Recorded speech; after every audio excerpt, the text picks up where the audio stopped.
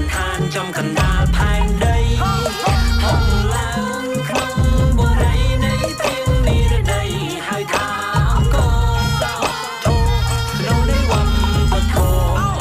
ឈាមខ្មែរថែរក្សាផ្ដាច់ប្រោលំគ្នា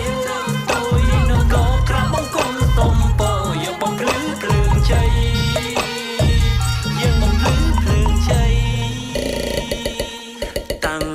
នាមខ្ញុំជាបុត្រនៃអង្គមហាសូមផ្ញើសំនៀងវោហាចាលើសាំងស្ត្រាតម្រាពិជ័យ